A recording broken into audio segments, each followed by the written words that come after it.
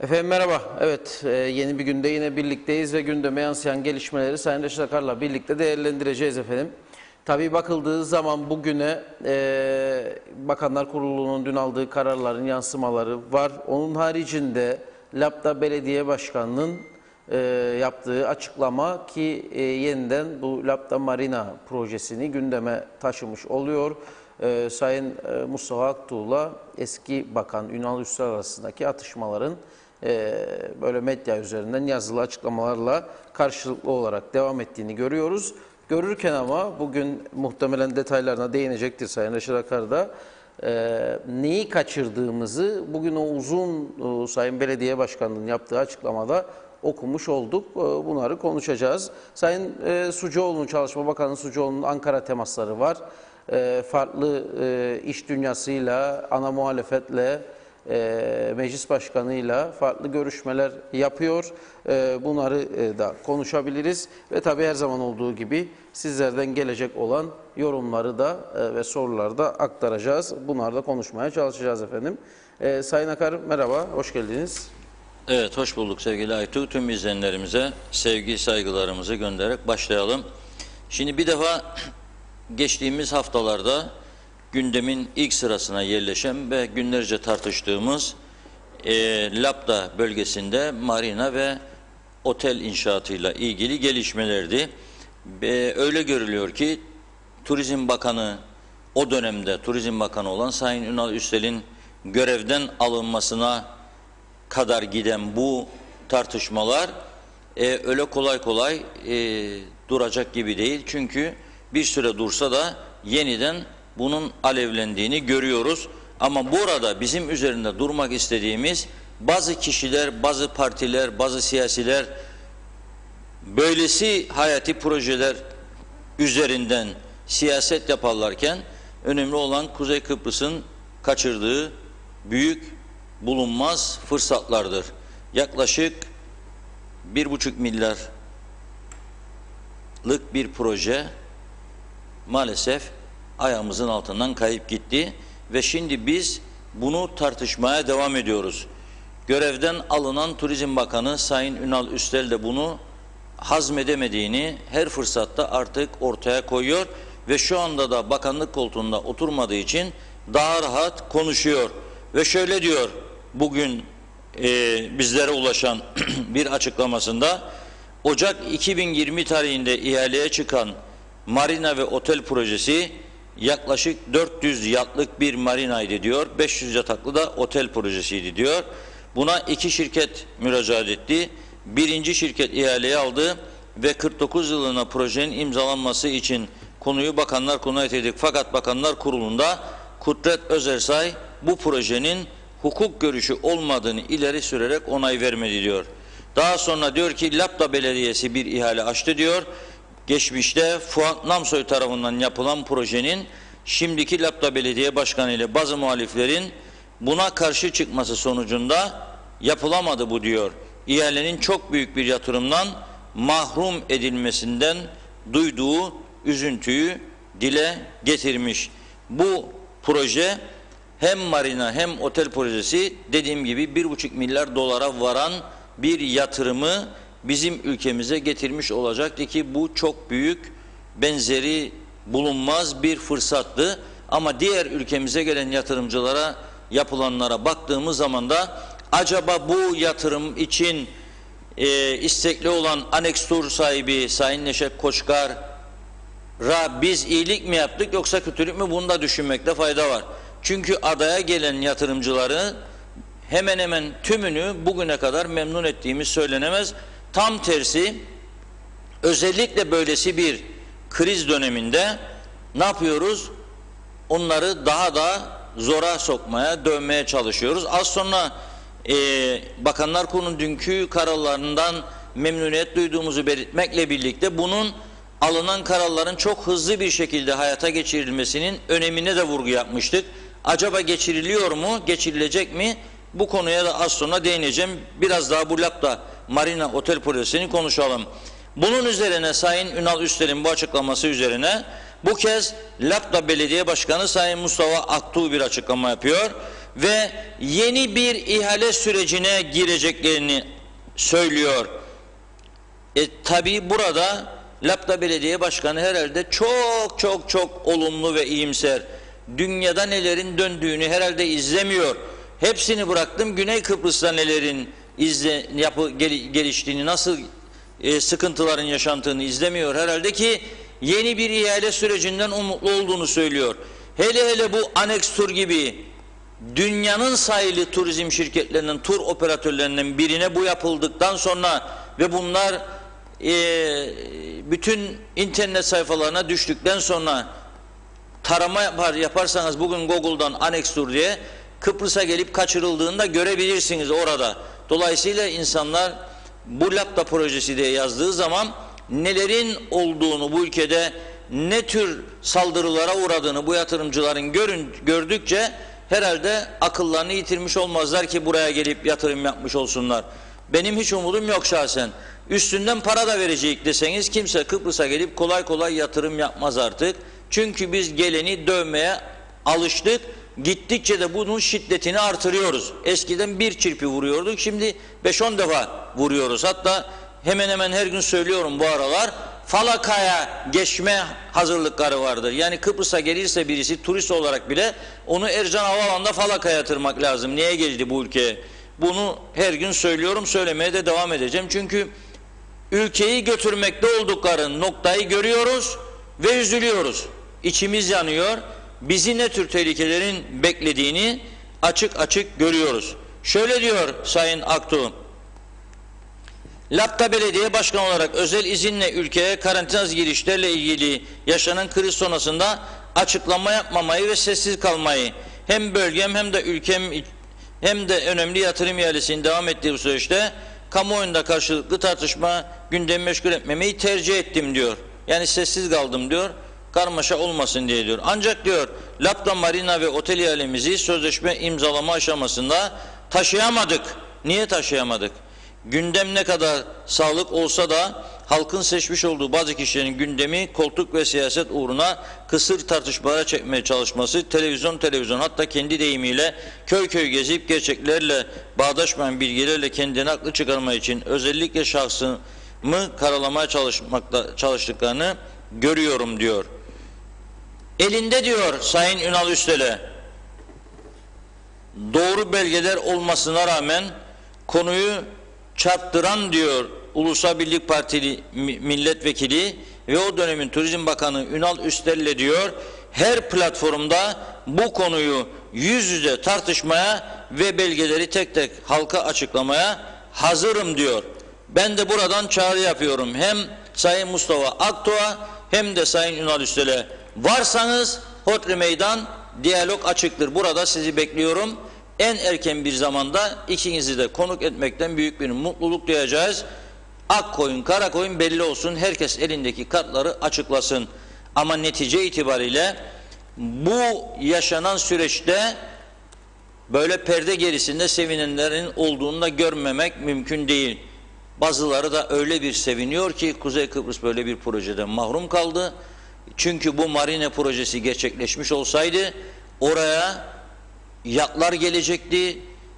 Ondan sonra gemi seyahatleri başlayacaktı. Çünkü bu Annex Tur'un çok ciddi turizm alanında 30'un üzerinde uçağı ve çok sayıda turistik gemilerinin olduğunu biliyoruz. Bunları Kuzey Kıbrıs'a yönlendirerek burayla gidişler gelişler Kıbrıs'ın tam gerçek anlamda bir turizm cenneti olmasına büyük katkı sağlayabilirdi bu yatırım. Ama dediğim gibi kaybettik. Bütün fırsatları Rum kesimine bırakıyoruz. Rumlar bunlardan çok iyi yaralanıyor. Çok güzel istifade ediyor. Ve tümü de güneydeki yatırımların yabancı yatırımdır. Larnaka'da yapılmakta olan yeni yat limanı yabancılarındır. Ayia Napa'da yapılmakta olan ve artık finişe doğru giden yat limanı, otel projesi ve eğlence merkezi 600 milyon euroluk bir yatırımdır. Projenin sahibi Mısırlı şirkettir.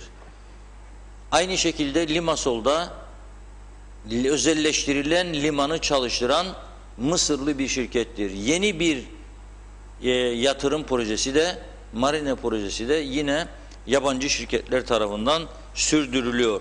Buna rağmen burasını herkes lütfen dikkatle dinlesin ve ondan sonra da vicdanının sesine kulak versin. Acaba bizi nasıl bir tehlike bekliyor? Bunu da iyice değerlendirsin herkes. Bir defa buradan hiç kimseye öcü korkusu verme niyetimiz yok. Yaşadıklarımızı da her gün görüyoruz ve büyük bir üzüntü duyuyoruz. İnsanların gittikçe nasıl fakirleştiğini, ne tür sıkıntılarla yüzleşmeye başladıklarını görüyoruz. Telefonlarımız durmuyor, mesajların sayısı her geçen gün artıyor. Ben kredi borcunu ödeyemez duruma geldim, ne yapabilirim? Elimde para kalmadı, geçimimi nasıl sağlayacağım, kime başvurabilirim? İşsiz kaldım, ne yapabilirim? Çocuklarım aç kaldı, ne yapabilirim? Çocukların okul parasını ödeyemiyorum, ne yapabilirim? Mahkemeye verildim borçlardan dolayı, ne yapabilirim? Ve bu zincirin halkaları gidiyor bu şekilde. Ve buna rağmen yatırımcı da istemiyoruz, dövüyoruz, buna rağmen turist de istemiyoruz. Turist de istemiyoruz. Şimdi hükümetimiz dün bir karar aldı. Biz de gayet iyi niyetle sadece muhalefet yapan, eleştiren taraf olmadığımızı bir kez daha bugünkü yayınlarımızla ortaya koyduk, kanıtladık. Ne diyor burada? Diyalog Gazetesi bugün Türkiye 20.000 adet test kiti, 2 adet PCR test cihazı ve ambulans hediye edecek dedik Kuzey Kıbrıs'a. Ana başlığımızda imdadımıza yetişti dedik. 15.000 adet de Kuzey Kıbrıs Türk Cumhuriyeti hükümeti kendi imkanlarıyla test kiti alacağını söyledi. Biz bunu niye bu şekilde önemsedik? Çünkü Sağlık Bakanımız daha önce yaptığı açıklamada veya sağlık örgütlerinin yaptığı açıklamada Kuzey Kıbrıs Türk Cumhuriyeti'nin şu an itibariyle günde en fazla 350 kişiye PCR testi yapabileceği belirtiliyordu. Bu ne demektir? 350 kişi 2 tane uçak demektir. Dolayısıyla buradaki hükümet Türkiye'ye bildirdi, Ulaştırma Bakanlığı ve dendi ki Türkiye hükümetine dikkat ediniz 350'den fazla yolcu alamayacağımıza göre Kuzey Kıbrıs'a hadi 360 yani 2 uçak şimdilik 2 tane uçağın inişine izin veriyoruz. Tekrar ediyorum bunu talep eden bizim taraf. Kuzey Kıbrıs Türk Cumhuriyeti talep ediyor. Sakın 3. uçağı yollama, 4'ü 5'i yollama. Rum tarafı 30 tane günde Larnaka, 8 tane günde Baf'a uçak indirdiği halde ne halde olduğunu az sonra okuyacağım resmi raporlara göre. Bizim taraf 2 uçakla bu yaşanan krizi, ağır krizi, bu yaşanan çökmüşlüğü ortadan kaldıracağını düşünüyor. Bence zavallı bir hesap. Mümkün değil yani böyle bir şey. 38 uçak yolcu iniyor. Ne hale düştüklerini Avrupa Komisyonu'nun raporundan okuyacağım size az sonra. Ve Rum basının dünden itibaren yazdıklarından bahsedeceğim. Bizim taraf ise 2 uçakla bu işi başaracağını düşünüyor. 350 yolcunun 150-200 tanesi ya vatandaştır, evine gidecek, ya çalışma izinlidir, o da evine gidecek. 150 tane, hadi diyelim 200 tane yolcu turist olarak geldi. Açık durumda olan 20-25 arası otelle bunları taksim ettiğimizde her otele kaç turist düşecek günde? Bunu düşünebiliyor muyuz? Yani günde 10 tane turistin bir otele girmesiyle hangi otel ayakta kalabilecek? Hangi otel piyasadan mal çekebilecek? Ne kadar karpuz çekecek? Ne kadar patates? Ne kadar süt? Ne kadar et? Ne kadar tavuk? Ne kadar yoğurt? Ne kadar peynir? Ne kadar pirinç, fasulye, mercimek? Ne kadar taze zepse? Ne kadar alkollü, alkolsüz içecek, çekecek? Çekemediği sürece de ne olacak? İlgili sektörler, zincirleme hepsi iflasa doğru sürüklenecek. Çünkü burada nüfus bellidir. Buradaki nüfusun kendi kendimize kalırsak yeterliyiz diyenlere de seslenmek istiyorum. Kendi kendimize kaldığımızda nüfusun büyük bir kısmı devletten çek alanlardır. 78 bin kişiye devlet her ay çek gönderiyor. Biz 130 bin diyorlar. 130 bin olduğumuzda 78 binine de devletten çek gittiğinde o zaman bana söylesinler bakalım geriye kalan 40 bin kişi nasıl besleyebilecek bu 78 bin kişiyi? Nasıl ödeyebilecek maaşlarını bu geriye kalan 40 bin kişi? Hangi işi yapacak da onlara maaş sağlayacak? Bunları bir düşünelim. Ne işi yapacağız? Oteller kapandı, uçaklar durdu, üniversiteler geriledi. Nasıl ayakta durabileceğiz? Ne satacağız? Bütün ilgili sektörler bir bir iflas ediyor. Aras'ta da dükkanların çoğunluğu kepenk indirdi. Geçen gün Diyalog Gazetesi'nde manşetlerde verdik. Fakat galiba bu sesi yeterince duymuyorlar ve bir seçim sarhoşluğu içerisinde ülke her geçen gün uçuruma sürükleniyor. Bu kadar imkan sunacağını sana Türkiye açıkladığına göre yapılması gereken nedir?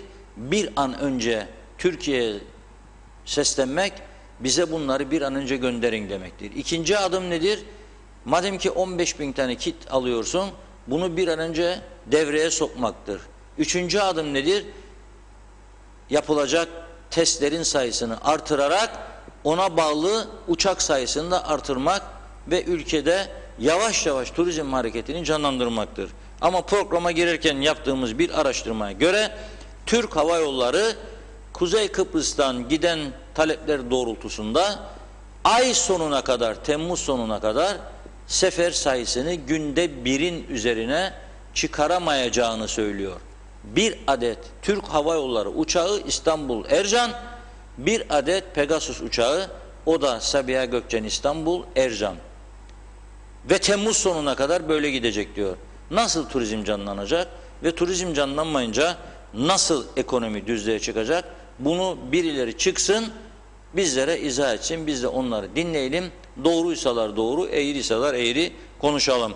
Ama biz burada hala da iflas eden turizm önümüzde duruyor. Biz burada hala da Lapta'ya marina olsun mu olmasın mı, otel olsun mu olmasın mı, sen öyle yap dedin, ben böyle yaptıydım. Netice itibariyle ayağımızın altından kayan büyük bir fırsat var. Biz bunu değerlendiremedik. Ve geçeyim Rum tarafına. Bahsedeceğimi söylemiştim. Avrupa Komisyonu Güney Kıbrıs'a öyle bir rapor hazırladı ki, yani bunu okuyan Rumların herhalde korkudan titrediğini düşünüyorum. Diyor ki, bu haberi yayınlayan Haravgi Gazetesi'nin bugünkü manşeti şöyle: işsizlikte ani yükselme ve artan iflas riskleri. Komisyon Kıbrıs'la ilgili tahminlerini olumsuz yönde revize etti diyor ve getiriyor konuyu bağlıyor turizme. Çünkü ekonomik perspektiflerinde diyor Güney Kıbrıs'ın olumsuz riskler vardır. Neymiş bu? Kıbrıs ekonomisinin diyor ana kapısı olan, biz de lokomotifi olan diyoruz. Onlar farklı bir ifade kullanıyor. Kıbrıs ekonomisinin ana kapısı olan turizm ciddi bir şekilde etkilendi diyor bu süreçte. Turistik gelişler %46,5, turizm gelirleri ise %52,4 oranında azaldı diyor. Dolayısıyla bu uyarıyı Avrupa Birliği turizm üzerinden yapıyor ve diyor ki Rum turizminin, yani Güney Kıbrıs, onlar Kıbrıs Cumhuriyeti diyorlar. Biz bunu Rum turizmi diye aktarıyoruz. İki ana pazarı olan İngiltere ve Rusya'dan seyahat kısıtlamaları daha da uzarsa diyor, turizme çok güçlü bir darbe vuracak diyor. Dün de başka bir Rum gazetesinin İngiltere'den gelecek turistlerle ilgili Rum hükümetine çok ağır eleştirileri vardı. Diyor ki siz en fazla turist İngiltere'den geldiği halde ve İngiltere'de risk azaldığı halde, yani koronavirüs riski, siz 1 Ağustos'ta teyir ettiniz diyor İngilizlerin gelişini ve ne bekliyorsunuz diyor 1 Ağustos'tan sonra zaten turizm sezonu Eylül'ün ortasında biter. İngilizler çünkü İngiltere'de okullar Eylül'ün ilk haftası açılıyor. Dolayısıyla herkes Ağustos sonuna kadar, Eylül'ün başına kadar tatilini tamamlıyor ve dönüyor ülkesine. Siz ne bekliyorsunuz 1 Ağustos'ta yüklendiniz diyor. Ve az önce söylediğim Temmuz ayı şu anda Güney Kıbrıs'a günde 38 uçak indiği halde Rum turizminin iflasından ve genel anlamda da Güney Kıbrıs ekonomisinin iflasından söz ediyorlar. Arada dramatik ne kadar düşüşlerin olduğunda rakamlar ortaya koyuyor. Onlar turizmde şu an itibariyle %53-54 bir kayıplardan söz ediyor. Bir de bize sorsun bakalım Avrupa Komisyonu bizim kayıplarımız nedir? Bizim kayıplarımız %99. 99 boştur oteller. Hiçbir şey yok, turist yok, yerli konuk yok. Çok az. Yerlilerde hafta sonu gidebilen az sayıda insan, zaten turist gelmese de bu çark dönmeyecek. Dolayısıyla hükümeti bir kez daha buradan uyarmakta fayda görüyoruz. Bu aldıkları hızlı test kararlarını bir an önce uygulamaya koysunlar. Bazı çevrelere işte bak sizi düşünüyoruz mesajı vermek değildir önemli olan, alınan kararların hızlı bir şekilde uygulanmasıdır. Yaz uykusundan uyanalım çünkü gidişat hiç de iyi değildir. Evet, biraz yorumlara bakalım. Fatma Kasap her gün sizleri çok beğenerek dinliyorum demiş. Teşekkür edelim. Pembe Karavul, hani test sayısı günlük 1000'e çıkıyordu. 2 uçakta zaten kaç kişi turist olarak geliyor? Ne acı ve ne yazık ki Reşat Bey, doğru söylüyorsunuz. Bitirdiler turizmi, bitirdiler bizi demiş. Emir Ali Tatlıdil, Esnaf Sanatkarlar Odası açıkladı. Resmi verilere göre pandemi döneminden sonra 1000 iş yeri açılmamış. Bütün işletmelerin işleri azalmasına rağmen sabit giderler ise her gün artıyor. Bu gidişle daha uzun süre ayakta kalınamaz demiş Emir Ali Bey.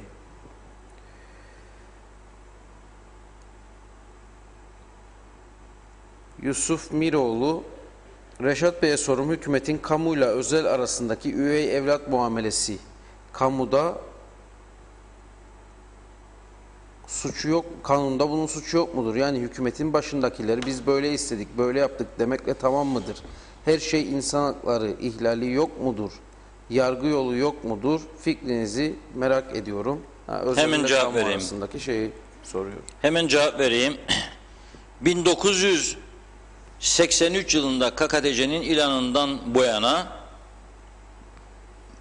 öyle 5-10 değil ama 50'nin üzerinde asil ve üvey evlatlar diye yazı yazmış bir insanım. Köşelerimde, değişik gazetelerde asil ve üvey evlatlar diye o yıldan beridir hükümet edenleri uyarıyorum. Beni dinliyorsa şu anda da bazı uzun yıllardır yazılarımızın takipçisi olan dostlar, iş adamı Sayın Asım Dedezade mesela, onun gibi insanlar biliyorlar, bilecekler bunu. Asil ve üvey evlatlar diye uyarı yapıp devamlı suretle özel sektörde çalışanları ikinci sınıf vatandaş yaptınız. Bu yanlış, büyük bir hatadır. Bu hata düzeltilmediği sürece herkes devletin kapısına gitmek isteyecek, orada iş almak isteyecek ve bu içinden çıkılmaz bir hal alacak. Özel girişimciliği öldüreceksiniz, serbest piyasayı öldüreceksiniz, insanları tembelleştireceksiniz diye sayısız yazılar ve televizyon konuşmaları yapıldı. Fakat maalesef gelen sağda solda iktidarlar aynı uygulamaları bu ülkede devam ettirdiler. Hele hele sol iktidarlar geldiğinde beklenti ne olur? İşçinin yanına, köylüden yana, üreticiden yana kararlar alsınlar. Ama olmadı. Üretici, işçi, çiftçi, köylü hep ezilen sınıf oldu ve dolayısıyla da devlete giremeyenler kendini hep üvey evlat hissetti. Şimdi bu yaşanan krizde daha ilk haftasında YouTube'a girip baksın herkes, merak edenler, eğer bir yanlışımız varsa bize düzeltme yapsınlar. Daha ilk haftasında buradan yaptığımız uyarılarda şunu söyledik. Dedik ki insanları asil ve üvey evlat olarak ikiye ayırmayınız. Dedik ki bazı emekli kamu görevlileri karşı çıktı bize birkaç kişi, çok azınlıkta bir kesim, ama dedi ki niye Rumları örnek gösteriyorsunuz bize, 2'de 1'de Reşat Bey dedi. Elbette göstereceğim, çünkü bir adayı paylaşıyoruz. Güneyde onlar, kuzeyde biz. Ve onların bizim gibi ana vatanları da yok. Bak tekrar ediyorum. Onların bizim gibi fedakar ana vatanları da yok. Niçin yok? Çünkü onları her fırsatta batıran ana vatanlar oldu. 15 Temmuz 74, bakın Temmuz ayındayız. Bugün Temmuz'un kaçı? 8'i. 7 gün kaldı darbenin yıl dönümüne. 15 Temmuz 1974 darbesi Rumların en büyük felaketi oldu. 75 darbesi olmasaydı, 74 darbesi olmasaydı 15 Temmuz'da, 20 Temmuz'da 5 gün sonra barış hareketi de olmazdı. Barış harekatını davet eden, gerçekleşmesine olanak sağlayan Yunan cuntasının Kıbrıs'ta gerçekleştirdiği faşist darbeydi. Tanklar sokaklara dizilmiş, Makarios sürgüne gönderilmiş, sarayı bombalanmış ve özellikle muhalif kesimler Yunanlı askerler tarafından vurularak öldürülmüş. Bu iç operasyon bittikten sonra darbeci Nikos Samson da Makarios'un yerine Cumhurbaşkanı getirdikten sonra tankların namluları Kıbrıslı Türklerin yaşadığı bölgelere doğru çevrilmişti. Lefkoşa ilk sıradaydı. Eğer 20 Temmuz olmasaydı Yunan cuntası adanın tamamını ele geçirip Enosis hayalini, yıllardır devam eden Enosis hayalini gerçekleştirmiş olacaktı. Dolayısıyla ana vatanları onlara öyle bir darbe vurdu ki 15 Temmuz'da onları perişan etti. Sonra 6 yıl önce ikinci büyük darbeyi vurdu ana vatanları. Ne yaptı? Kıbrıslı Rumların bankalardaki birikimlerini hortumla çekti Atina'ya. Buradaki bankalarda ellada diyerek ana vatan gönderdiler paraları. Yunanistan'dan devlet senetlerini satın aldılar. Yunan bankalarına paralarını koydular. Sonra o bankalar iflas edince Kıbrıs'taki bankalar da iflas etti. Dolayısıyla bütün Kıbrıs Rumlar iflas etti. 1 milyon euro adam diyor ki lokantacı, 50 yıl işledim karımla beraber, 1 milyon euro biriktirebildim. Hafta 6 gün 15 saat günde işleyerek 1 milyon euro biriktirdim. Emeklilik yıllarımızda rahat bir hayat yaşayalım ve çocuklarımıza biraz katkımız olsun diye. Sonra sabah uyandığında duydu ki 1 milyon eurosunun 400 bin eurosunu yuttular. Yok oldu. Buharlaştı dediler sizin 400 bin euro. Ondan sonra da geri kalan paradan 300 euro günde çekebilirsiniz dediler. 300 çeke iflas ettiler hepsi de. Çünkü şirketleri, lokantaları, her tarafı iflas etmişti. O darbede ana vatandan. Dolayısıyla onlar bizim kadar şanslı değil. Biz çok şükür bırak 74'ü 63 saldırılarından bu yana devamlı Türkiye'den yardım alan bir tarafız. Bizim bankalarımız battığında, buradakiler batırdığında bizim bankaları, bırak Türkiye batırmasını, bizden para çekmeyi, Türkiye bize para gönderdi de bankazedeleri ödedik.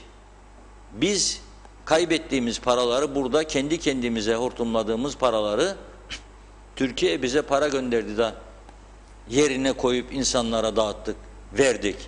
O gün bugündür de Türkiye buraya, evet bazı zamanlarda biz de şikayet ediyoruz. Aksamalar oluyor, gecikmeler oluyor. Niye zamanında göndermiyor Türkiye bize bu parayı diyoruz biz de. Bu doğrudur. Bunda bir kötü niyet yok. Şikayet de ediyoruz, etmekte de haklıyız. Zaman zaman kısılıyor bu yardımlar. Ama buna rağmen Türkiye'ye göndermeye devam ediyor. Ve şanslı taraf olmamıza rağmen biz Rumlara göre burada bugün ciddi ekonomik kriz içinde çırpınıyoruz. Hem AB üyesi değiliz, Avrupa Birliği yardımlarından mahrumuz. Hem Avrupa Birliği yardımlarından mahrum olmak, hem de Türkiye'den gelen yatırımcıları da buradan sopayla kovmak gerçekten inanılır gibi bir durum değildir. Çok üzücüdür. Gelecek açısından da çok endişe vericidir. Bir gün gelecek inşallah yanılırız. Çok arayacağız bu günleri. Ah diyeceğiz. Ama geri gelmeyecek. Keşke o bize bunu yapanlara, yapmak isteyenlere izin vermeseydik. Keşke başımızı kumdan kaldırıp da bunların önünde siper olsaydık diyeceğimiz günler olacak. Ben o açıdan üzülüyorum. Çünkü zaman hızlı bir şekilde geçiyor. Kaybettiklerimiz de geri gelmiyor. Bu sadece hayat kaybı değil, ekonomik kayıplar açısından da son derece önemlidir. Bu arada program başında bugün söyleyemedim, çok aklımdaydı. Değerli bir kardeşimizi kaybettik. Hasan Artuner, Allah'tan rahmet diliyoruz. Genç yaşta pırıl pırıl bir insan. Turizmden konuşurken ondan bahsetmemek mümkün değil. Çünkü uzun yıllar Turizm Bakanlığı'nda Turizm Pazarlama Tanıtma Dairesi Müdürlüğü yapmış, çalışkan, girişimci, üretken bir arkadaşımızdı. Onu da genç yaşta siyasi parti rozeti takmadı diye göğsüne, çok iyi hatırlıyorum, bir partinin kurultayına çağrılmıştı dönemin bakanı tarafından. Gelirken ama kurultaya takacaksın o rozeti de geleceksin partili, yoksa canına okuyacağım ha dediğini de bana anlatmış biriydi. Ve takmadığı için rozeti ve gitmediği için o kurultaya, ondan sonra genç yaşta müşavir yapıldı. Müşavirler ordusuna gönderildi. Uzun yıllar müşavirler ordusunda kalmaya devam etti. Emekli çıkabilmiş miydi, çıkamamış mıydı onu tam bilemiyorum. Ama müşavirler ordusunda uzun yıllar bulunduğunu biliyorum. Ve bu tabii ki insana üzüntü verir, stres yaratır. Ne kadar dışarıda olsa, işe gitmese de yakıştırmaz kendisine yapılanları. Neden benim bu kadar birikimim, bu kadar çalışmam, azmim benim bu devletim tarafından bir parti çıkarcılığı uğruna yok ediliyor diye düşüne düşüne işte insanlar hasta oluyor, erken yaşta aramızdan ayrılıyor. Ona Tanrı'dan rahmet diliyorum. Evet, Hakan Özdemir Bafra'daki bir otelli söylüyor, orada çalışıyorum diyor ama açılmadı otel. 6 ay oldu, hiçbir yardım da yok. Ev taksidim var, çocuğum var, 35 yaşımda babamdan para isteyecek duruma geldim diyor. Hükümet bizi bitirdi, 15 yıllık sigorta yatırımım var, 1 lira yardım alamadım demiş ve bunu tepkisini dile getiriyor. Rumlar da bence Hollanda'dan çok beklerler turist. 150 euro olsa gerek, o herhalde yazıyor. 150 euro insan başına test yaptırılması isteniyor diyor Rıdvan Boranlar. Cemal Darbaz, Reşat abi hayvancı çok zor duruma düşürüldü ve ne yazık ki Hayvancılar Birliği de buna çanak tutmakla, küçük orta ölçekli işletmeleri batırmakla karşı karşıya geldi diyor süreç. Devlet halkına, vatandaşına bakmakla yükümlüdür. Hukukçu değilim ama anayasada bunun yeri vardır diyor Mehmet İnancı. Reşat Bey, ben uzun zamandır Larnaka'dan yolcu getiriyorum kuzeye ama oradaki havaalanına 1 saatte en az aynı anda 5-6 tane uçak iner. Bizde ise 2 uçakta kaos yaşanır. Bu ülkeye turist ne gelsin, yol yok, hiçbir şey yok, her yer çöp. Mustafa Barış Korkmaz. Londra'dan selamlar, iyi yayınlar. Bizler bugün 10 kişilik bir aile grubu İzmir'e uçak biletlerimizi aldık. KKTC hükümeti biz Londralıları dışlamaya devam etsinler diyor Osman Berkel Kara Osmanoğlu. Bizde iyi tatiller demek düşüyor buradan maalesef. Erol Canseç, beni tek endişelendiren hükümetin almış oldukları tedbirleri tümü kısa vadeli. Sanki de bu salgının birkaç ay içerisinde bitecek şeklinde açılımlar yapıyorlar. Halbuki dünyada gelişen olayları izlerler ise bu olayın uzun zaman süreceğini ve birçok ülkeler çok kötü ihtimale göre kendilerini ve toplumlarını hazırlıyorlar. İnşallah ileriki günlerde de en azından aç kalmayız şeklinde bir yorum yapıyor Erol Canseç'te. Metin Maraşalı, büyük örnek İngiltere. Öncelik özel sektörde çalışmak ister insanlar. Eğer özelde iş bulamazsa, devlete mecbur olursa geçici olarak düşünülür. İnsanlar bu öyledir. İngiltere'de KKTC'ye göre %100 ters diyor. Tabii ki maalesef. Ruhsan İskifoğlu, hükümete soruyorum. 1 Eylül'de okullar açıldığında bugün yaşadığımız bu alınan kararlardan öğrenciler acı çekecek mi? Eğitim sürecinin olumsuz etkilenmemesi için ne gibi hazırlıklar yapılıyor?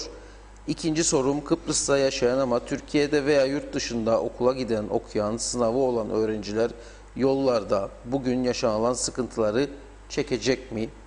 3. Sevgili hükümet, ekonominin canlanması için ne yapacak? Ama bu sorular net, tarih, acil cevap bekliyoruz. Korkarım cevap da alamayacağız. Bunca olumsuzluk yaşanan, ekonomik sıkıntı çeken, psikolojisi bozulan insanların seslerini duymuyorlar. Ama onlar haklarını helal etmiyorlar, bilinsin demiş Ruhsan Hanım da. Mehmet Dağman, tarihi iyi bilmemiz ve genç kuşaklara iyi aktarmamız lazım ki devleti beka kılalım. Tarihi olmayanın coğrafyası da olmaz sözünü çok iyi idrak etmemiz gerekiyor. Ekonomik, eğitim, turizm, tarım, ticaret ve diğer sektörleri de ihtiva edecek ciddi kalkınma planlarını hayata geçirmemiz gerekiyor demiş Mehmet Bey.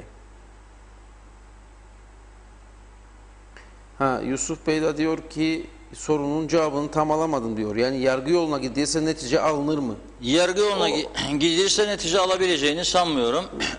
Çünkü ülke yasalarla idare edilir. Ama genel anlamda yani üvey evlatlıktan kurtulma anlamaz ama bu 1500 TL yardımlar konusunda evet yargıya gidilebilir.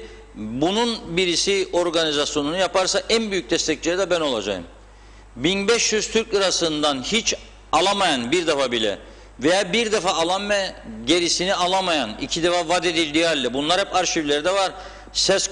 Sesleri var, bakanların konuşmaları var, gazete sayfalarında açıklamaları var. En az 2 kez 1500 lira verilecek diye verilmedi. Ama dediğim gibi özel sektördeki insanların hakkını arayacak güçlü sendikalar yok bu ülkede. Bu ülkede esas örgütlü sendikalar onlar da devletten para aldıkları için güçlüdürler. Yani bu devlet bazı çok akıllı insanlar kısa süreli bakan olacaklarını bildikleri için şöyle bir düşünceye girerler. Yahu derler ben sağ bir partiden geldim bakan oldum ama şimdi bu diğer kesimden de iyi geçinmem lazım ki 1 sene 2 sene burada rahat oturayım. Ne yapmam lazım? Onların isteklerine boyun eğmem lazım. Ne istersiniz arkadaş? 3 mü? Ben 4 veriyorum. Var mı be itirazınız? Adamlar ilahi Rabbi şükür olsun der. 4'ü verir ama kimin cebinden alır da 4'ü verir? Özelde çalışanların cebindeki onlara gitmesi gereken parayı alır da verir bu tarafa. Bir de döner derken siz üyelerinizi yazın. Para mı tahsil edemiyorsunuz? Ben tahsil ederim ya merak etme. Onlara yapacağım ödemeleri üyelik aidatlarını keserim. Sizin banka hesabınıza topluca yatırırım.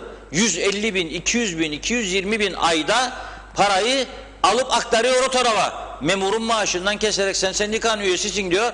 Ben de aldım sendikana aktardım diyor. O parayı da hiçbir zahmet olmadan yani gidip üyesinin kapısını çalmıyor adam. Hadi bakalım öde bu ay üyelik aidatını. Bakacak cebine para da kalmadı yarın gel. Kim gidecek yarın gitmeyecek. Bu parada toplanmadığı sürece sendikalar güçlenmesi mümkün değil. Güçlenecek ki istediği zaman grev ilan ettiğinde parası olsun ve üyesini ödeyebilsin. Adamlar akıllı, güzel yürüyor bu işi ama özel sektörde bu imkandan yaralanan yok. Böyle bir güçlü sendikalar yok. Bırak sendikaların olmasını, kendi örgütleri güçlü değil. Yani sendikaya ayırdım, sivil toplum örgütleri vardır. Esnaf Sanatkarlar Derneği var. Açabilirdi bu davayı. Ticaret odası var, sanayi odası var. Açabilirler, her an açabilirler ve bence açmalarında fayda vardır. Eğer varsa da verdiğiniz siz bir kesime maaşları, öteki kesime de bulup vereceksiniz. Bu senin ana görevindir. Yok ki bir kesime hem maaşları verdi, sonra döndü dedi ki ben sizden kestirdim bir miktarcık, o parayı da Mart ayınınkını veriyorum. Buldu buluşturdu bir yerden 66 milyonu attı bir anda. Hiç insanların böyle bir beklentisi yokken attı bunu. Bari bu 66 milyonu 1500 daha vereydin bu insanlara. Onu da yapmadılar. O yüzden bu üvey evlat sınıfına girenler bu davayı açabilirler. Örgütlü olurlarsa çok daha etkili sonuç alırlar diye düşünüyorum. Reşat Bey, devlet 2 ay kamuyu ödemeyip bu miktarı özelde çalışana verse acaba ne olur diye sormuş Emir Ali Bey. Yıkılır memleket. Devlet herhalde. Memleket yıkılır. Ne meclis binası kalır, ne başbakanlık kalır, ne başbakan yardımcılığı kalır. Her taraf yıkılır. Dedim ya, bu kadar güçlü sendikalar var. Yıkarlar. Yıkarlar. Çünkü öyle bir şey olursa polis de maaş alamayacak demektir. Polis de onlara çok engel olmayacak demektir. Yıkarlar. Sağlıkta çalışanlar hastaneye gitmeyecek. Büyük bir kaos çıkacak. Ama özelde çalışan, şimdi kunduracı Ali Dayı'nın yanında çalışan zavallı Mehmet Çırak gitmediğinde ne olacak? Ali Dayı atacak Mehmet'i, alacak Hasan'ı. Yani onda bir şey olmaz. Ama devlette maalesef bu güç ellerinde olduğu için oluyor. Ve bu ülkenin de kolay kolay bu içine düştüğü bataklıktan çıkması maalesef artık çok zor. Bir mucize olması lazım. Mucize. Nedir mucize? Genelde başka ülkelerde askeri veya sivil darbelerdir. Bizim ülkemizde ve hiçbir yerde zaten askeri darbeleri tasvip etmiyoruz. Sivil darbe olması da pek olanaklı görünmüyor. Yani öyle bir 15, 20, 30 milletvekili meclisten çıksın, desin ki yahu ne oluyor be arkadaş? Bu memleketi siz idare edemiyorsunuz, hükümete getirdiklerimiz. Bu sistem yürümüyor. Çekiliyoruz ve bir örgüt oluşturduk da biz talibiz bu ülkeyi yönetmeye deseler tamam. Ama öyle bir niyet de yok. Bakın Ulusal Birlik Partisi'nin MYK'sı toplanmış. Sonuna kadar derler başkanımızın yanındayız. İleri, marş ileri, Mehter Marşı. Arş ileri. O zaman davullar, zurnalar çalsın. Biz de oynayalım. Halk olarak oynayacağız. Bu zihniyet değişmez. Milletvekili olanların niye milletvekili olduklarını anlamış değilim. Yani gerçekten bir tek yani soruya cevap şudur. Bakan olma hayali ile milletvekili olunuyor bu ülkede. Yoksa topluma hizmet için çok az insan, belki 3 kişi 5 kişi genelde şöyle düşünüyor. Ya biz de gelelim bu siyasete, yarın bir bakan oluruk, Hasan'ı da idare ederik, Mehmet'i de idare ederik, kendimizi de geleceğe yönelik garanti altına alırık. Öyle değil mi? Bir tane eski başbakanımız halen yurt dışında değil mi? Günlerdir, aylardır gelmiyor. Konuşan, soran var mıdır? Nerededir bu eski başbakanımız? Bir yığın iddialar var. Var mı konuşan? Toplum unuttu bunu. Toplum sadece kendisine yardımcı olmak isteyenleri dövüyor. Dövüyor. Şimdi gene bir yığın kokular var etrafta. Var mıdır bunu sorgulamak isteyen? Soralım milletvekillerine. Sorgulamaya hazır mısınız bunu diye. Aman aman aman derler. Çekil, beni karıştırma derler. Niye girdin o zaman? Ben de sana sorarım. Niye siyasete girdin? Niye o meclis çatısının altındasın sen? Niçin girdin buraya? Ne amaçla girdin? Söyle bakalım. Memleketin düzelmesine yönelik ne yapıyorsun? Atılan adımlar eğer seni de üzüyorsa ve meyhane masalarında bunları söylüyorsan dostlarına, ben de rahatsızım, ben de üzgünüm, ben de şaşıyorum. Ama bir icraat da yok. O zaman niye bana konuşuyorsun? Konuşma. Çünkü konuşmakla bir çözüm olmuyor. İcraat lazım. İcraat içinde bu. Dolayısıyla o sivil darbe meselesi de hikaye. Ne kalıyor geriye? Üçüncü alternatif ki çok önemlidir. Kıbrıs sorununun çözümü. Beğensek de, beğenmesek de, istesek de, istemesek de önümüze bir plan, proje bizdeki seçimlerden hemen sonra konacak. O yüzden 11 Ekim çok geçtir diyoruz başından beri. Çünkü 11 Ekim'e kadar daha aylar var. Bu aylarca olan süre içerisinde Başbakan, Cumhurbaşkanı aday, yardımcısı aday, Cumhurbaşkanı gene aday. Bu taraflar arası çatışmalarla bu ülkede düzlüğe çıkabileceğimiz kararlar alınamaz. Bu ülkede korkusuz icraat yapılamaz. Bu ülke düzlüğe gidemez. Aday olanlar istese de istemese de belirli çevrelerin etkisi altına girerler. Bazı çevrelerden yardım beklerler. yardım bekledikleri çevrelerin yasa dışı işleri de olsa bile onu görmezden gelirler. Şimdi bir tane hayvancının 35 tane hayvanı kulak numarası var mıydı yok muydu, o hayvancı ağlıyor. Onunla gündem oluşuyor bu memlekette. Kaç bin tane hayvan bedeli kadar götürmeler oluyor acaba perdenin arkasında? Bunu konuşuyor muyuz? Yok, az önce söyledim. Unutulup gidiyor bir an içinde. Unutulup gidiyor, tam tersi. Polis doğru dürüst soruşturma yapabiliyor mu iddialarla ilgili? Yapamıyor. Bir taraflardan bastırılıyor. Telefonlar açılıyor ve diyor ki ilgilenmeyin bu meseleyle deniliyor ve bir şekilde ilgilenilmiyor. Polisimiz daha Allah'a şükür ve yargımız şu an itibariyle Türkiye'den çok iyi durumda ve şu an itibariyle daha ağırlıklı olarak adaletin tecelli etmesi için çalışıyorlar. Ama yavaş yavaş firelerin başladığını da özellikle polis içerisinde görebilmekteyiz. Buna da çok dikkat etmek lazım. Polisimizi siyasete alet etmemek lazım. İç operasyonlarla varsa bazı çürümüşlükler içerisinde o çürümüşleri toplayıp düzeltmek lazım. Vakit daha da geç olmadan. Sercan Öznisan soruyor. Tüm uçuşlar iptal olmuş. Sadece İstanbul'dan gelecekmiş uçuşlar. Öyle. Doğru mudur? Doğru. 2 İstanbul uçağı var. Bir tane Pegasus, Sabiha Gökçen, bir tane Türk Hava Yolları. Türk Hava Yolları'nda öyle bir saate seçtiler ki oğlum gitmeyin bu Kıbrıs'a. Gitmek isterseniz sizi perişan edeceğiz diyorlar. Saat 1'de kalkacakmış uçak. 00:55. Sabah 2.30'da eğer rotar yoksa gelecekmiş Ercan'a. 4'te de buradan toplayacak insanları, ezan okunurken sabah namazı koyacak da götürecekmiş. Bununla turizm mi olur böyle bir saatte? Yani gündüz Türk Hava Yolları'nın yüzlerce uçağı yatıyor Türkiye'de. Birisi de demiyor, alo beyefendi yolla bana bu uçakları gündüz vakti ya.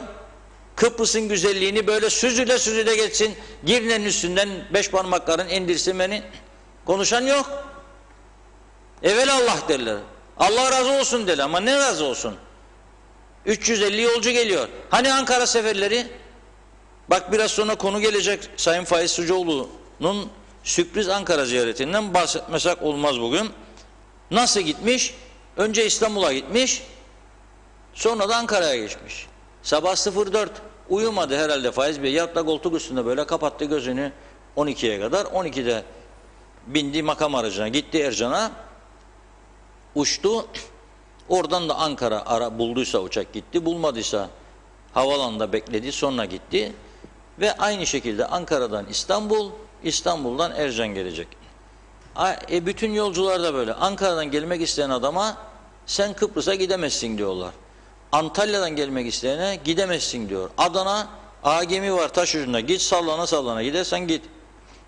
Antep, Trabzon, bunlardan uçak seferleri başladı diye biraz turizmde gelişme olmuştu son yıllarda. Ama şimdi biz bunları durdurduk.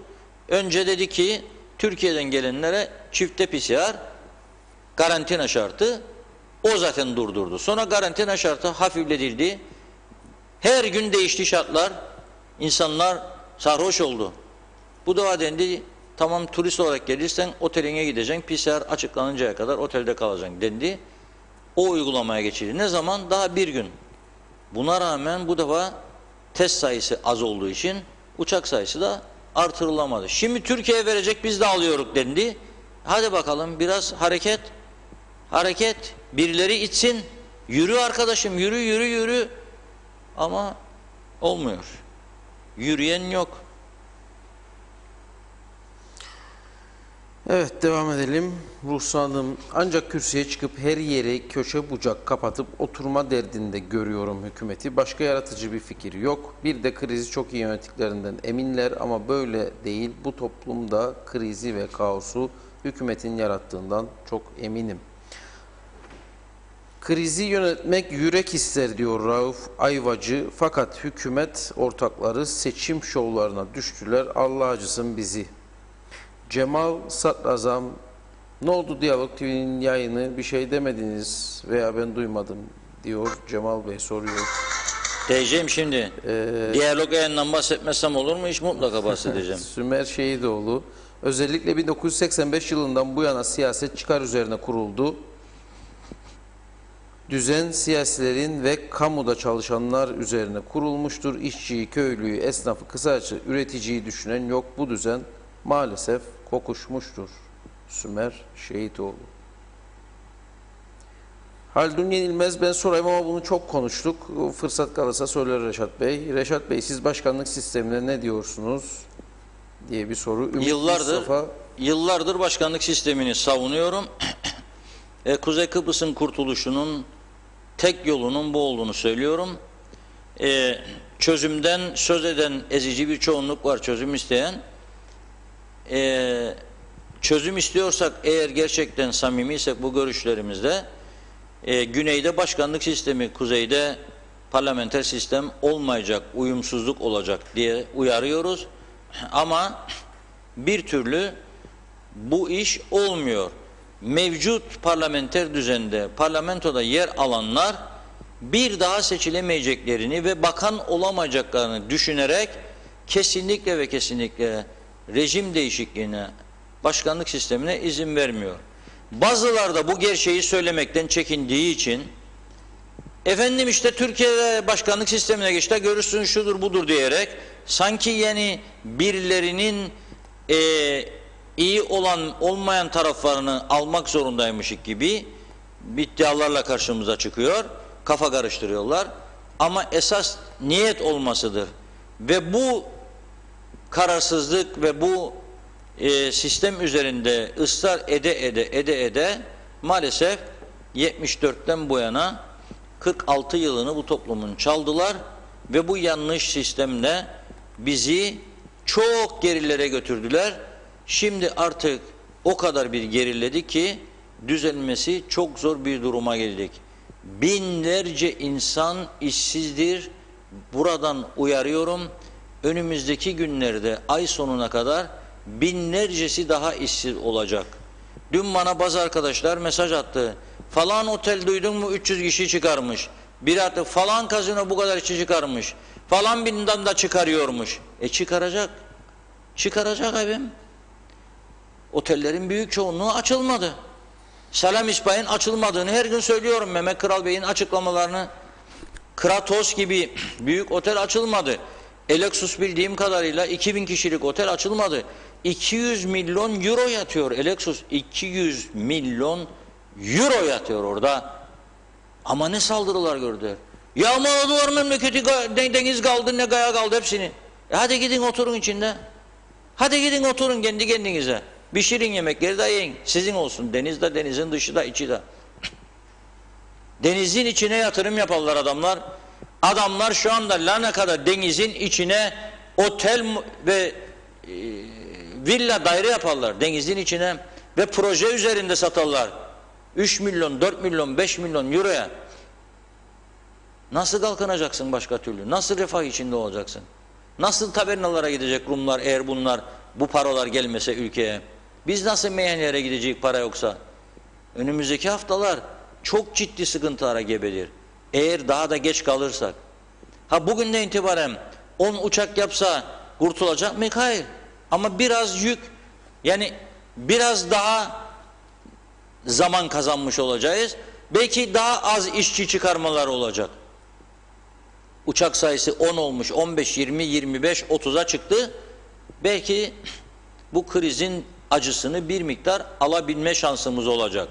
Bunu yapmadığımız, geciktirdiğimiz her geçen gün bileceğiz ki daha çok işsizlik olacak ve devletin gelirlerinde daha çok azalmalar olacak. Çok azalmalar olacak devletin gelirlerinde. O zaman nasıl kamu maaşlarını ve emekli maaşlarını ödeyeceklerini düşünsünler. Bu ciddi bir uyarıdır. Bu uyarıları sürekli yapmaya devam edeceğiz. Belki düzelirler ama düzelmezlerse gerçekten zor. Biraz önce bahsettiğim 3. seçenek, yani çözüm hazırlıkları zamanında bugün bu yaptığımız hataların ve ihmallerin nelere mal olduğunu da göreceğiz. Ama İngiliz'in bir lafı var, too late der, geç olacak, çok geç olacak. Bunu söylemek istiyorum. Şahin Demirel, vazgeçsinler artık bu karantina ve test zulmünden. Kendi vatandaşları, insanları gelemedikten güneyde çalışan insanlar çalışıp rahat gidip gelemedikten sonra kim gelecek bu ülkeye? Bıraksınlar İngiltere'ye, baksınlar İngiltere'ye bakalım. Yüzlerce insan ölüyor fakat normalleşme yolunda tedbirleri yumuşatarak 56 ülkeye karantinasız kapılarını açıyor. Yoksa ekonomik hayat nasıl düzelecek? Kapanıp saklanmakla bu süreç düzelemez demiş. Türkiye'den uçuşların başlamasından bugüne kadar olan sürede otellerde kalan kişi sayısı ne kadardır? Yani bu uçuşların turizmle katkısı ne kadardır? Reşat Bey'in bu konuda bilgisi varsa bizlerle paylaşabilir mi? Hasan Yalınca. Ben biraz evvel söyledim, bir tahmini rakam verdim. 2 uçaktan ortalama 350 kişi geliyor. Bu 350 kişinin en az yarısı vatandaş veya çalışma izinli insanlardır. Ancak yarısı, geri kalan yarısı turist. Şu anda 22 tane 23 tane otel çalışır vaziyette ise Otelciler Birliği'nin açıklaması bu yöndeydi. Bölsün işte 200 bile koysak 20 tane turist otel başına 10 tane turist düşer.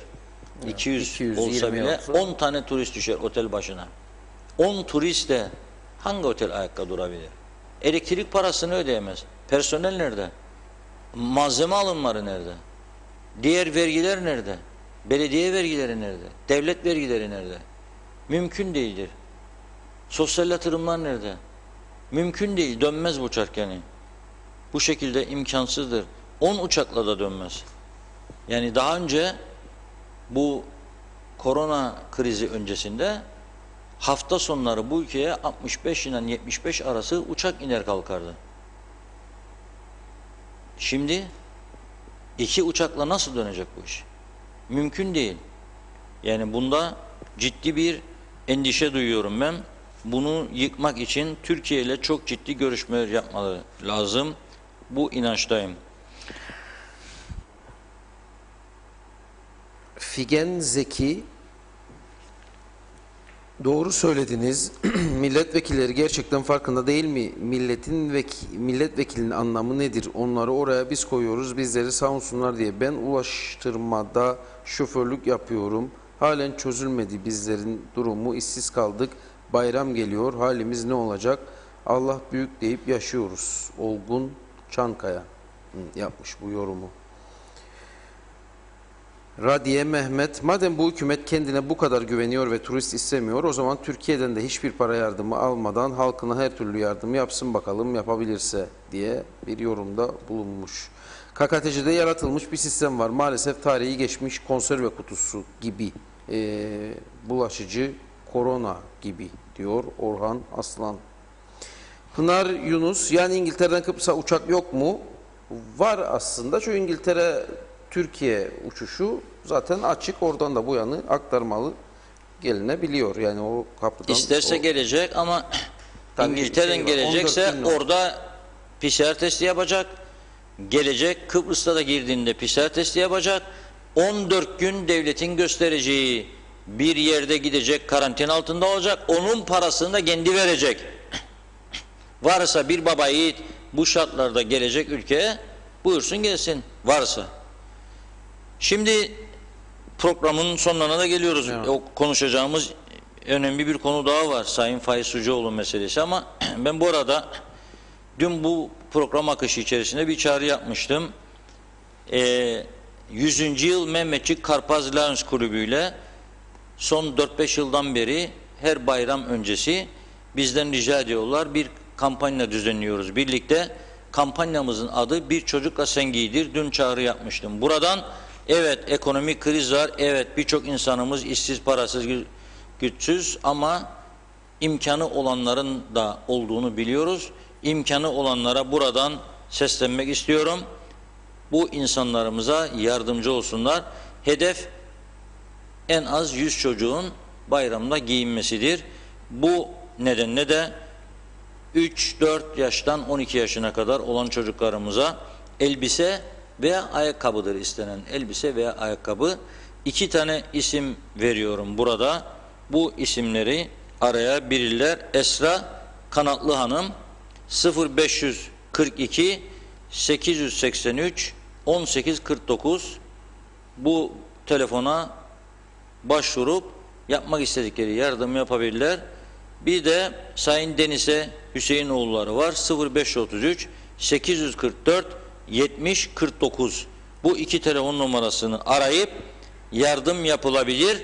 Bir sürekli izleyicimiz sağ olsun Mustafa Bey yazdı bugün. Dedi ki ben bu iki bayanı da aradım. Onlar dedi ki diyalogla birlikte yapıyoruz. Siz diyalog gazetesine de bırakabilirsiniz demişler. Diyalog medyada da Derya Hanım var. Derya Ercan. Ona imza karşılığı teslim edilebilir. O da Lions Kulübü üyelerine topluca buraya getirilen ürünleri teslim edecektir. İmkanı olanlara bu kampanyaya katılıp bu çocuklarımızın yüzünü güldürmelerini çağrısını yapmak istiyorum.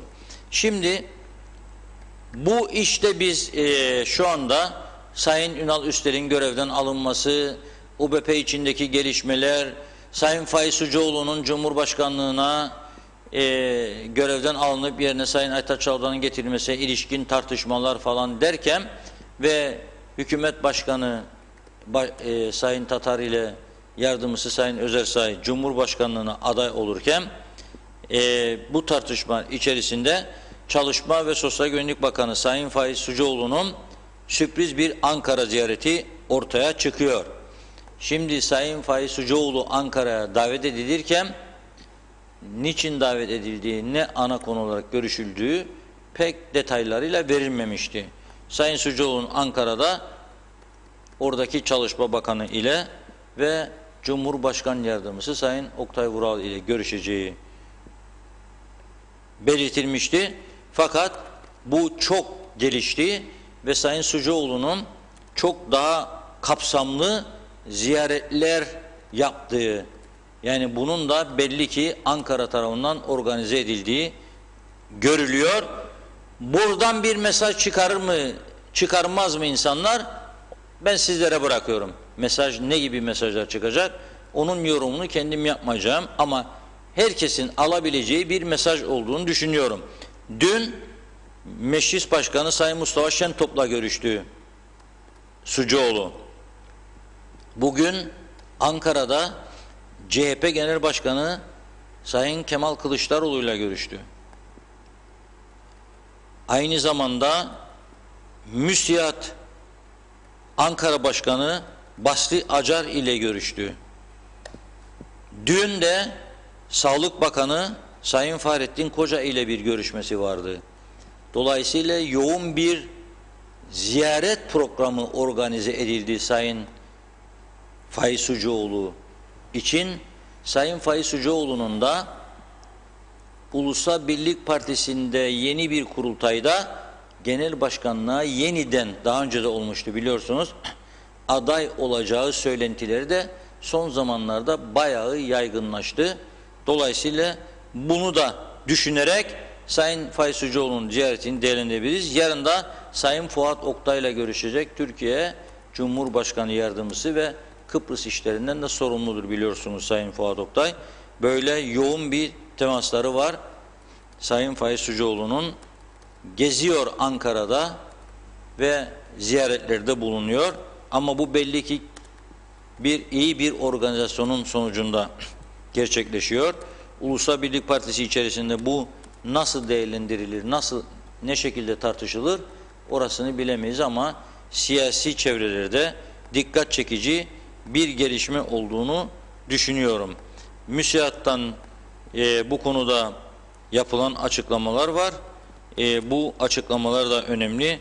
Diyor ki Türkiye ile Kuzey Kıbrıs Türk Cumhuriyeti arasındaki ilişkilerde Doğu Akdeniz ve enerji konularının önemli bir yer tuttuğunu belirtmek istiyoruz diyor. Libya konusu dahil olmak üzere gerekli politikaların geri adım atılmaksızın sürdürülmesi önemlidir.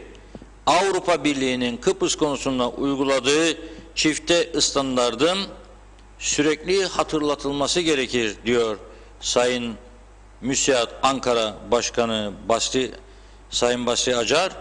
Kıbrıs'ın ekonomisinde mevcutların çeşitlendirilmesi, ve kendi kendine yeten bir ülke haline gelmesi için çalışmalar yapmalıyız diyor.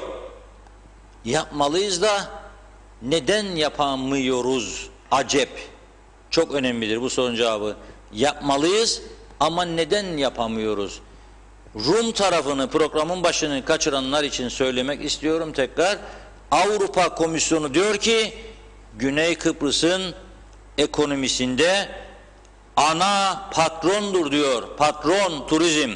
Ama diyor geriye gidiyor. Dolayısıyla Rum ekonomisi ciddi bir krize girdi ve bu kriz artacak diyor. 2021'de kurtarılması için de pek iyimser değiliz diyor. Buradan Rum lideri Sayın Anastasiadis'e dün yaptığım çağrıyı tekrarlamak istiyorum. Cumhurbaşkanı Sayın Akıncı'ya da sesleniyorum. Arayınız bu Rum liderini ve söyleyiniz kapıları bu şekilde sıkı sıkı kapamakla hem iki toplumu daha da ayırıyor birbirinden hem de ekonomik çarkların tamamen durmasına yol açıyor. En önemli marketleri bile kapılar kapandığı günden bu yana kan ağlıyor. Çünkü çok Kıbrıslı Türk müşteri vardı. Ha iyi mi oldu bizimkiler zaten ekonomik öde gitmesinde para bıraksa ama onlar da bu yana gelip onlar da burada para akıtıyorlardı. Kuaförlerimizin yüzü şu anda gülmüyor. Neden? Gelmiyor Rumlar. Dişlilerimiz sıkıntılı gelmiyor. Konfeksiyoncularımız sıkıntılı gelenlere satış yapardık diyor. Şimdi yapmıyoruz. Daha güzel elbiseler daha uygun fiyata. Deriler, deri ayakkabılar, montlar, deri ceketler satılıyordu. Kaç defa ben gözümle gördüm bazı mağazada Rumlar gelip alışveriş yapıyorlar. Aynı şekilde akaryakıt bayilerimiz, marketlerimiz. Bizim güneyden alabildiklerimiz var beğenip, onların bizden alabildikleri var beğenip. Özellikle orada dar gelirliler buraya gelip daha ucuza ekmek alıyorlardı. Sigara alıyorlardı, içecek alıyorlardı, zepse meyve alıyorlardı, gidiyordu. Yüzlerce insan sıraya girip onlara metan kapısında işkence çektirmemize rağmen geçip arabaların deposunu benzin, mazot doldurup gidiyorlardı. Her 100 Türk liralık akaryakıt satışının 80-85 lirası devletin kasasına giriyordu da maaşçıklar ödeniyordu. Bunlar da durdu şimdi. Dolayısıyla iki tarafın da kayıpları vardır. Şu anda kapılar bu şekilde kapalı olduğu için. Ve Rum lideri hem Kıbrıs Rumlardan hem Kıbrıs Türklerden gidiş ve gelişlerde 3 günde bir PCR şartını ortadan kaldırmadığı sürece bu kapılar açılmayacak. Mesela doktor randevusu vardı benim de bugün. Aradılar dün güneyden. Geliyor musunuz dediler. Yok dedim. Söyleyin Anastasiadis'e kapattı kapıları nasıl geleyim? Haklısın dediler. Söyleyin. Biz de söyleyelim. Bu devrimci örgütlerimize sesleniyorum. Devrimcilik öyle sadece kağıt üstünde bir şeyler yazmak ya da ikide bir de grev yapmak değildir. Alın pankartları elinize gidin kapıya Anastasiadis'e mesaj verin. Birleşmiş Milletler'e muhtıra verin. Avrupa Birliği temsilcisine muhtıra verin. Irkçılıktır yaptığı Rum liderinin açsın kapıları, bıraksın insanları serbest gidip gelsin. Yoksa o da çok zarar görecek Rum halkı da bu işten. İkincisi dün söyledim, bugün de söyleyeceğim. Diyalog gazetesinin ön tarafında. Diyalog TV açılıyor mu diyorlar. İşte o açmayanlar veya kapatanlar düşünsün. Bir taraftan da hele bizim içimizdekiler ki aleyhimizde rapor üstüne rapor, dosya üstüne dosya gönderenler vardır. Biliyoruz halkın içine karıştıklarında Vatan Millet Sakarya, öte taraftan da halkın hem içte ekonomik konularda olduğu gibi hem de dışta haklarını sonuna kadar savunan, hiçbir menfaat gözetmeden, sağa da sola da herhangi bir bağlılık hissetmeden tamamen bağımsız, tarafsız konuşan, bunları söyleyen, uyaran bir kurumu niye kapattırdılar televizyonu da insanlar duymasın? Mesela işte şimdi EOKA, diyalog dışında bir yerde göremedim. Bir televizyon kanalında duymadım bir kelimecik. Nedir bu yaptığınız hala sizin 2020 yılında bir terör örgütünü güçlendirmek için 2 tane birden anma pulu çıkarıyorsunuz? O çıkan pulun da arkadaşlar birinci sayfaya getirsin. Böyle ön sayfada alt tarafta pulun fotoğrafı da vardır. Araştırıyoruz, çalışıyoruz, buluyoruz, yayınlıyoruz, kararı halka bırakıyoruz. Herkes uyarılmalı. Çözüm istiyor muyuz? İstiyoruz. Irkçılığa karşı mıyız? Karşıyız. Ama tedbirleri de elden bırakamayız. Bu çağda sen hala EOKA'yı diriltmek için, EOKA ruhunu canlı tutmak için bana eylemler yaparsan, hatıra pulları çıkarak onun parasını da EOKA'cıların örgütüne vereceğim ki işgalden kurtulmak için daha fazla etkili olsunlar diyorsan, Rum Ulaştırma Bakanı'nın sözleridir bu. Ben de sana, Türk halkına bunu duyuracağım. Bu benim görevimdir. O milliyetçiler bizim bu sesimizin böyle çıkmasından mı rahatsız oldular? Yoksa o milliyetçilik nutukları sahte midir? Onu da merak ediyorum. Birinci sayfa arkadaş, birinci sayfayı getir bakayım ekrana. Bugünkü Diyalog Gazetesi'nin birinci sayfa. Aferin, bravo. Çek biraz yukarı. O EOKA şeyini zoom yapabilirsen. Bravo. İşte o göreceksiniz 65. yıl anısına diyor. Sağ alt köşede çıkarılan pulun da kendisini orada görebilirsiniz. Orada pul. EOKA'nın amblemi var. Altında da diyor ki 65. yıl. Üstünde de Kıbrıs haritası var. Ve bu pul 34 sent olarak, yani fiyatı da orada 34 sent. Bu satışlardan elde edilen gelirlerin tamamı EOKA evine bağışlanacak. Bunu da aktarıyorum. Diyalog TV'nin sesini kısanlar tarih önünde çok mahcup olacaklar. Tarih bunu yazacak. Çünkü tarihte iz bıraksın diye bir de korona şarkısı yazdım ben sözlerini. Yakında çıkacak. Sen neymişsin be koronadır. İsmi de, sözleri Reşat Akar, bestesi de şu anda sürpriz olsun açıklamayacağım. Çok önemli bir müzisyen arkadaşımız yapıyor. Aynen Hodri Meydan bestesi gibi bunu da yakında sizlere duyuracağız. Ama bu korona şarkısı Kıbrıs çapında kalmayacak. Çünkü sözler çok anlamlı.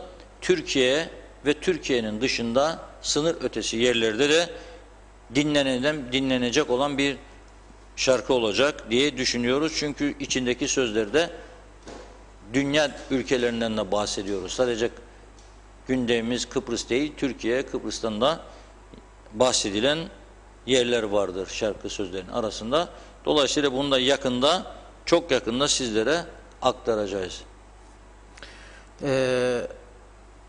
Noktalamamız lazım ama bir soru net kısa cevap verebiliriz. Zadiye Hanım, yani diyor İngiltere'de 14 gün gelsek kendi evimize kalamaz mıyız? Yok, kalamıyoruz şu an. Şu anda öyle değil. Şu anda karantina otellerinden birine gideceksiniz. Sizi gönderecekleri otellerin odalarına klimalar çalışmayabilir. Buzluğu falan olmayabilir. O şartlara da katlanacaksınız. O güne kadar havaalanında falaka uygulaması başlar mı bilmiyorum. Bu da gelebilir. Kıbrıs'a geldiniz diye cezası da olabilir bunun. Falakaya da yatırabilirler. Sudan çıkaracakları topuzundan vurabilirler de. Al cezasını 1, 2, 3 topuz. Buyur gir Kıbrıs'a diyebilirler. O duruma getirdiler memleketi maalesef. Kimse gelmesin. Kimse buraya para bırakmasın. Çöksün, çöksün, çöksün, çöksün, çöksün. Her şey çöksün. Oh desinler onlar da. Başardık. Amaç herhalde bu olsa gerek. Başka türlü bir akıl erdirmek mümkün değil. Bitirdik ama dediğim gibi YouTube'dan da uzun uzun yazan izleyiciniz var ama en azından son yorumunu okuyayım. Neden YouTube yorumlarını okumuyorsunuz diye sormuş. O yüzden en son yorumu en azından okuyayım. Diğerlerini okumaya fırsatım yok. Kısaca buna Reşat Bey cevap verir. Bayram yaklaşıyor. Bayramda ve bayram sonrasındaki durum ne olur? Sizce daha fazla açılım olur mu? Daha fazla adım atılır mı? Bizi neler bekliyor? Yorumlarınızı merak ediyorum. Şimdi bayram kapının ardından 30'u galiba bildiğim kadarıyla. 30 Temmuz diye aklımda kaldı. Yani 22 gün var. Türk Hava Yolları yetkilileri bugün sorulduğu zaman Temmuz sonuna kadar bir uçak devam edeceğini söylüyor. İkinci uçak yok. Dolayısıyla bir uçak geleceği için İstanbul'dan bayramla gitti demektir. Bayramla mahvoldu demektir. Yani bir uçak THY, bir uçak Pegasus, 2 uçak. Bayram bitti demektir. 2 uçak, hepsi turist olsa ne yazar ki? 350 kişi turist olsa, 30 taneye çıksa açılan otel sayısı bölündüğünde 30 otele, her otele 7 kişi düşer demektir günde. Nasıl? Yani ben bu ayın, bayramın da kaybedildiği inancındayım. Moral bozucu olmayayım ama görünen köy kılavuz istemez. Evet. Bu arada güneyde 3 yeni vaka varmış. Onu da söyleyelim ve kapatalım. O bilgiyi verip kapatalım programı. Bunların ikisi de yurt dışından gelen kişiler. Biri de temaslı. 3 tane vaka var efendim. Bugünü noktalıyoruz. Yarın saat 16.30'da yeniden birlikte olacağız ve gündeme yansıyan tüm gelişmeleri aktarmaya, yorumlamaya devam edeceğiz. Herkese sağlıklı, mutlu günler dileyelim.